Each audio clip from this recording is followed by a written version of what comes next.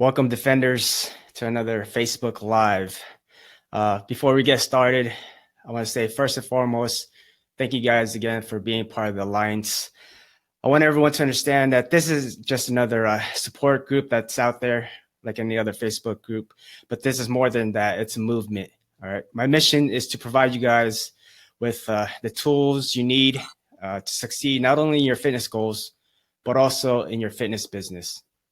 So with that being said, I want to bring in our guest for this evening, Eli Rubin, Navy veteran, and now the operations manager at X Training Equipment, and again, Faster. Eli, welcome. Thanks for having me, Redden. Awesome, man. Thanks for coming on. So Eli, tell us a little bit about your service and what you're up to now. I joined the Navy in 2005 and did 8 years, separating in 2013. Navy Seabees, if you're not familiar, the construction force for the armed forces, anything from steel work to carpentry to heavy equipment, contingency construction, all over the world, doing good things. Stationed in Gulfport, Mississippi for 5 years when I wasn't deployed. I did 4 deployments to Guam, Africa, Korea, and then my last was Afghanistan. Did my last 3 years shore duty here at NAS Jacksonville, Florida, to which I separated. And then upon getting out, been working full time and using that GI Bill. Awesome, brother. Well, I mean, I think anybody in the Navy knows the Seabees. You guys are awesome. I know from experience, my second deployment. My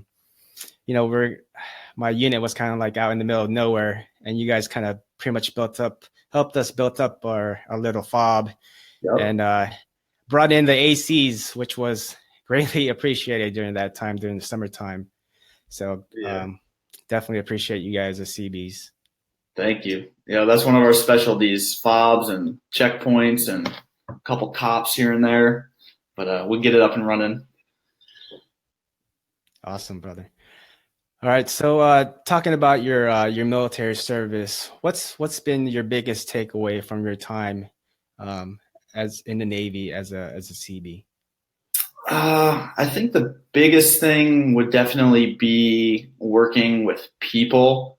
I mean, as you're well aware, as with anybody who's been in the service, is that you just get thrown into, a group of people that are from all over the world, from different backgrounds and different beliefs and different ways of doing things, who grew up different ways. So, like, being able to work with people, how to deal with people specifically, I think has been one of the biggest takeaways, especially getting into like a management position.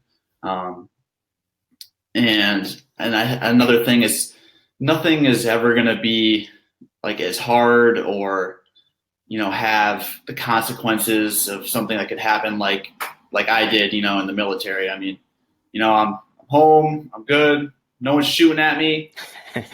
So you can't get any worse than at times that I had some time at some point. So I think that's a big part, but mostly dealing with people, getting put in situations that are stressful or something, and you can really apply all that to the civilian life and just keep calm, make a plan, and make it happen. Excellent point, brother. It keeps things in perspective, right?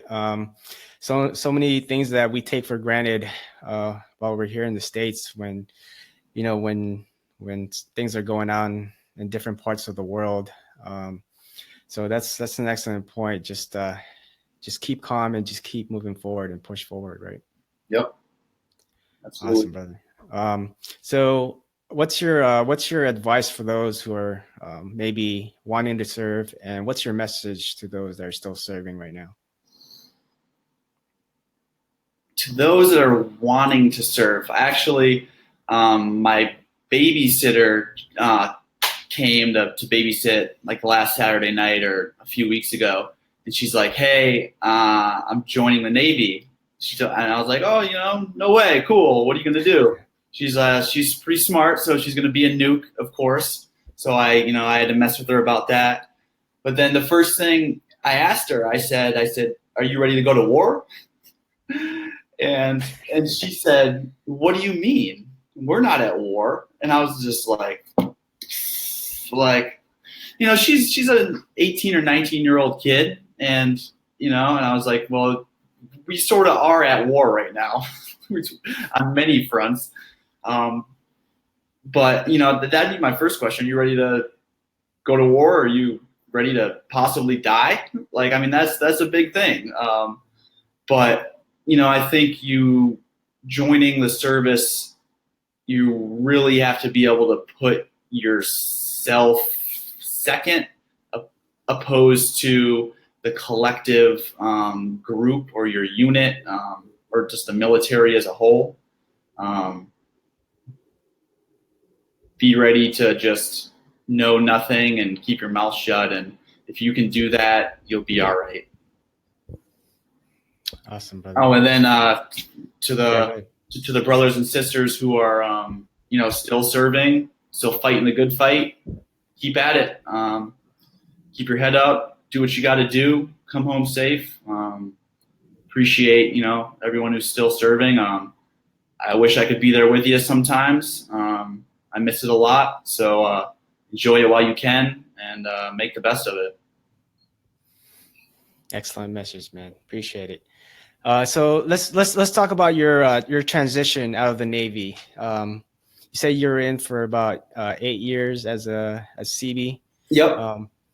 So how was your experience in the Navy? How did that lead you to what you're doing right now? Well, so construction was my thing in the Navy, and I didn't do any of that really. I haven't done any of that upon separation. I got out for a specific job. We're working, there's a lot of paper mills here in the Southeast, up and down the coast. So it was a paper mill job, and I thought I knew what I was getting into, but it ended up not working out. But I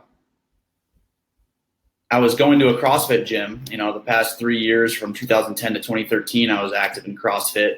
And that's where I met one of the original owners of X Training Equipment. He was my coach, so and he'd always ask me if I wanted a job. X Training Equipment was relatively new. They'd maybe been around a year or two, mostly wholesaling stuff at that time, and hadn't really started manufacturing yet. So when the paper mill job didn't quite work out, I reached out to him and said, "Hey, how about that job?" And he's sure enough, they were only operating the 2 owners and 1 part-time employee at the time. So they brought me on full-time as the first full-time employee. And I basically had to start over. I started from zero, getting out of the Navy as an E5. I made E5 twice. I know, that's impressive. So getting out of making decent E5 pay with BAH to getting a $10 an hour job, starting doing the most basic of things of just picking and packing orders, bumper plates and kettlebells, and all that heavy lifting for $10 an hour, which sucked pretty bad, but sticking with it and growing with the company.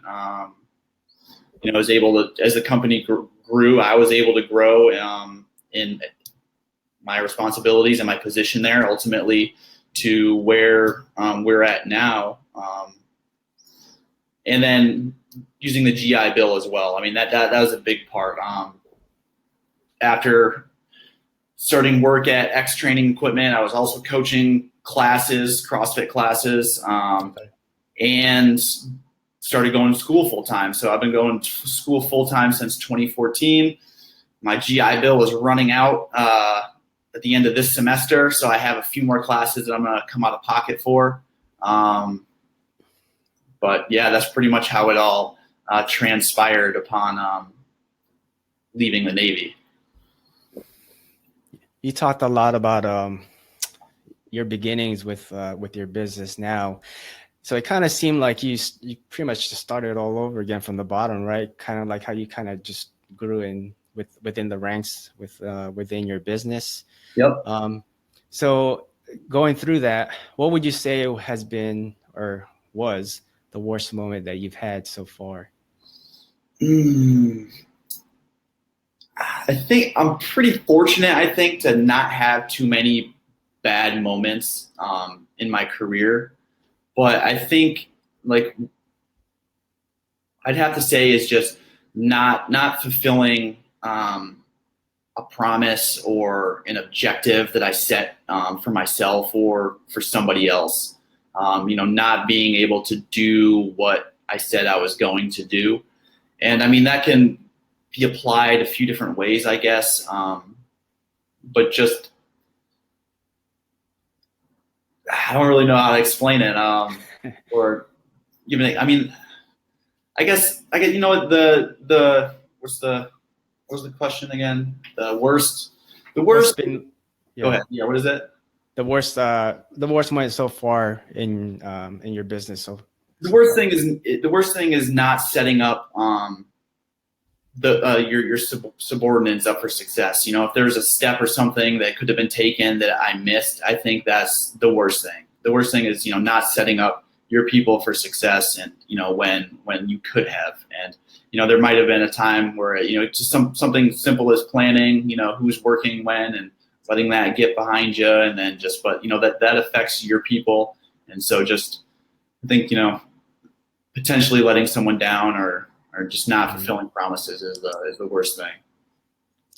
So it goes back to the whole leadership standpoint, and the same can be applied to when you were still in the Navy, right? You had junior sailors underneath you that you were in charge of, that you had to take care of, which was your main goal, was taking care of your junior sailors while you were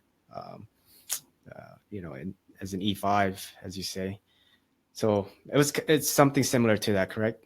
Yeah. Mm-hmm. And that I think, the military service, the rank and file, it works really well with operations. I think, we're ingrained with SOPs and procedures and objectives, check marks to hit to get the job done. And all of that can pretty much be applied to anything for the most part. He's running a business, getting stuff done. If you set up the procedures and make sure the objectives are clear and have them laid out for anybody, you're setting yourself, your people, and your company up for success. So I think that transitions very well.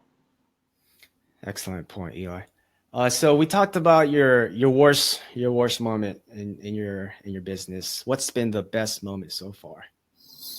The best moment is sort of, or is where I'm at now. I think, X-Training equipment. X-Training equipment 5 years ago was 3 people working out of a pretty dingy warehouse spot. Now fast forward 3-4 more years, we have 10 employees now. We acquired Again Faster about 1.5 years ago. They went bankrupt, and we were in a position to buy them, buy all the copyrights, the equipment, and the media, and all of that. To be in this position now, starting as the first full-time employee, to being the operations manager now with 7 other employees working for me, with only the new owner on top of me, is pretty cool.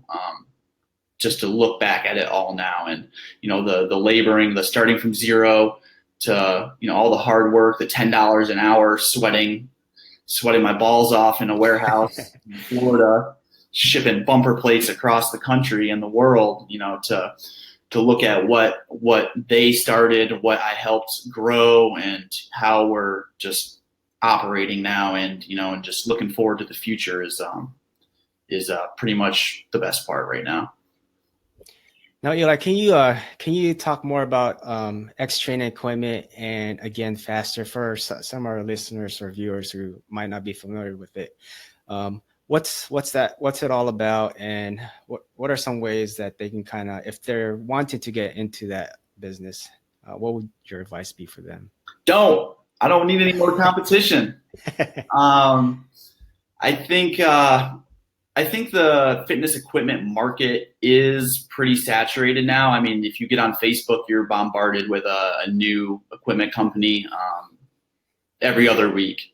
But if you were to take those steps, I mean, with most things business related, regardless what the business is, you need to approach it methodically and be very calculated.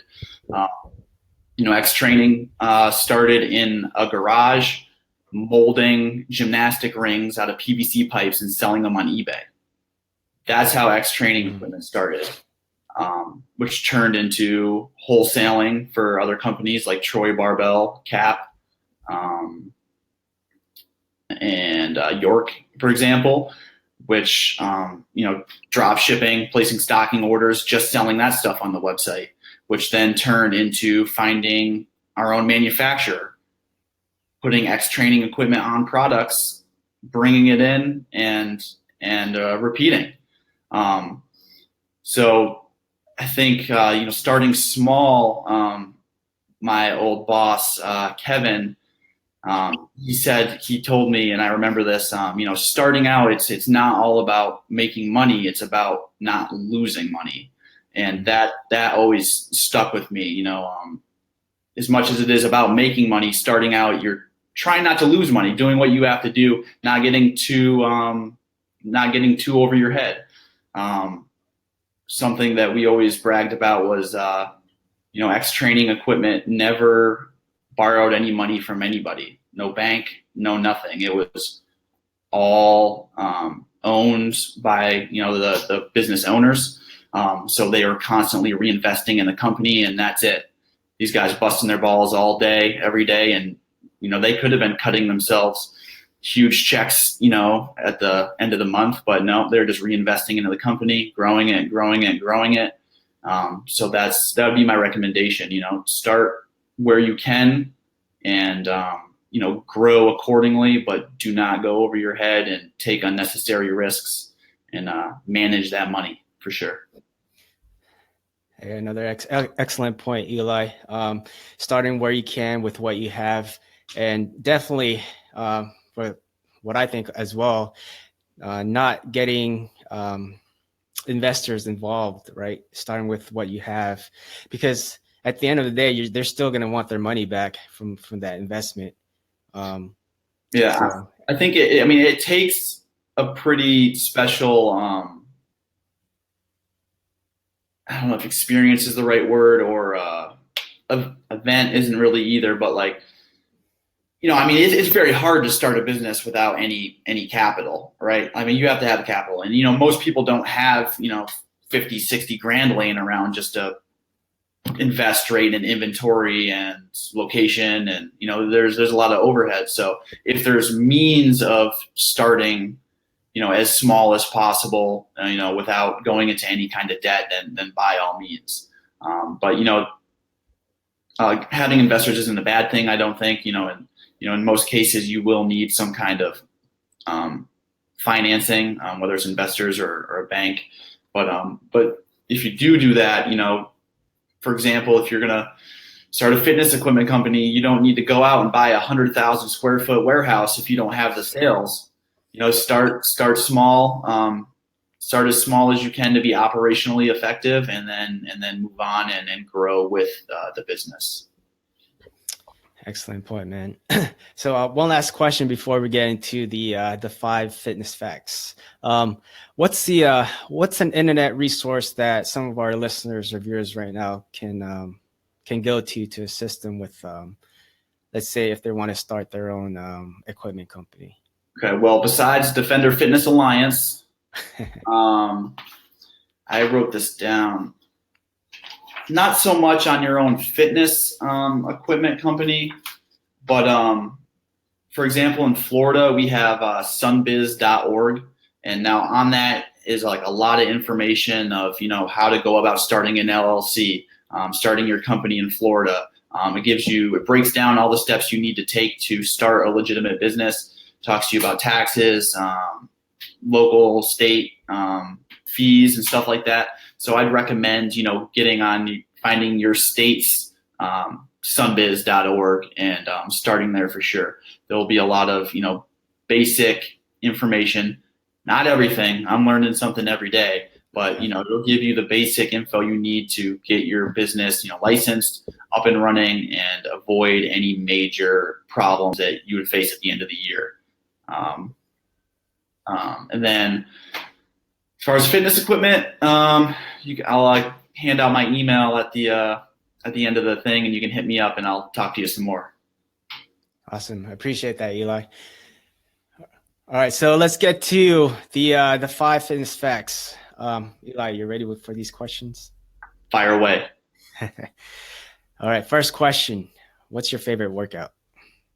Favorite workout would be every minute on the minute, either back squats or clean and jerks. And like, I mean, you can vary it up depending on the weight you're going to go to. You know, I'm a fan of working in like the 80 to 90% range of my 1 rep maxes. So depending on, you know, how I'm feeling or where I'm going to be at, that'll dictate the reps per minute. But I mean, it could be anywhere from 1 rep to 5 every minute on the minute for however froggy I'm feeling. And that's always the best way. I guess that's my favorite. Push myself, you know, and go heavy all the time. EMOMs. All right. What's your least favorite? My least favorite workout is the CrossFit Girl WOD EVA. EVA. Familiar with EVA? I wrote it down. What is it? It's the worst workout ever. Like I've done it a few times, and then when I go into the box, like I haven't been to a CrossFit gym in a while because I got kids, so I go to the Y now. They got free daycare. 5 rounds for time, 800-meter run, 30 70-pound kettlebell swings, and 30 pull-ups. 5 rounds? 5 rounds of that. Like my hands are shredded after every time. The most miserable shit ever. Oh my God. I'm never doing that workout again. I don't care. 30 pull-ups each round. Yeah, wow. 5 rounds for time, 800-meter run, 30 70-pound kettlebell swings. I think the girls swing 53 on that, and 30 pull-ups. Not for me. That workout's not for me. No, Eva, no. If you haven't done it, you got to do it now, though. You got to do it once. I'll try it.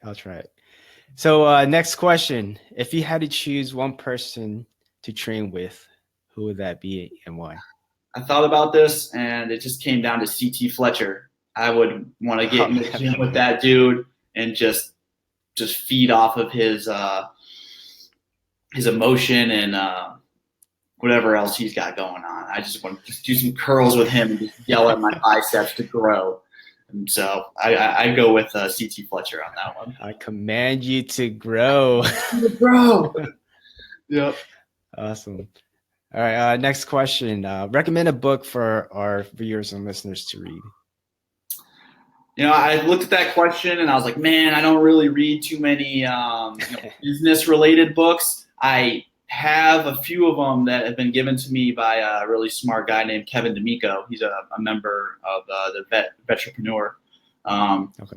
Slowly, every day in the morning, I got a few Jack Welch's and some sales Bibles that I'll read a few pages of. But, I mean, between all the school books I'm reading, and I'm not getting too deep into any business books, but the last book I did read front to back was Horse Soldiers by Doug Stanton, which they're coming out with a movie sometime soon this summer about the 13 or so Was that the Afghanistan? Yeah, the Yeah, they first came out with guys. that. Yeah. Yeah, the first guys who went into Afghanistan in 2001 and were fighting with the Kurds against the Taliban on horseback. Horse Yeah. soldier. That book is legit. I'm big into the all that History. stuff. So that's a good book, Horse Soldiers. If you're into nonfiction military action. I saw the movie. That was a good movie. But I had haven't not read the seen book. it. I forgot it came out, but I need to Yeah, watch check it. it out. All right. Last question. What's your favorite quote and why? My favorite quote is another from my boss, my old boss, Kevin, and it is show, don't tell. Show, don't tell. I think it can be applied to many different things, specifically the sales side of it. We have people come into the showroom to look at stuff. They ask you where something is. You can tell them where it's at, or you can go show them. Show them. Show, don't tell. Put your money where your mouth is. It can be applied to, you're gonna tell someone you're gonna do something, and you're gonna do it. So I think show, don't tell is a good quote that can be applied to a few different ventures, and one I'll stick by for sure. That's a great quote, man. And finally, where can our members, our viewers, where can they reach you at? You can reach me at Eli, E-L-I, at xtraining.com. Go to xtrainingequipment.com or againfaster.com. The 800 number on there. I'm extension 301. Shoot me an email. I'll get back with you. Awesome, brother. Well, Eli, I want to thank you for coming on and being a great guest and giving out some great information for us and our listeners out there. One last thing, what can I or our group do for you? Well, I do sell a bunch of really good fitness equipment. So if you guys are in the market, hit me up. I'll give you the best deal possible that I can. We have good military discount, but working with me, you're going to get a little better than that. I'm a real person. We're real people. We stand by ourselves and our products, so we won't let you down, and work with everybody the best we can. Awesome, man. Eli, thanks again for coming on board and being part of the group and the alliance. Guys, make sure you guys check out Eli at X Operation. Say it again. I'm sorry. Eli at xtraining.com. Eli at xtraining.com. And check him out. Go buy some equipment, man. Go get some. Yes. Thank you. All right, guys. I'll see you guys. Thanks, Eli. Hang loose, brother. All right.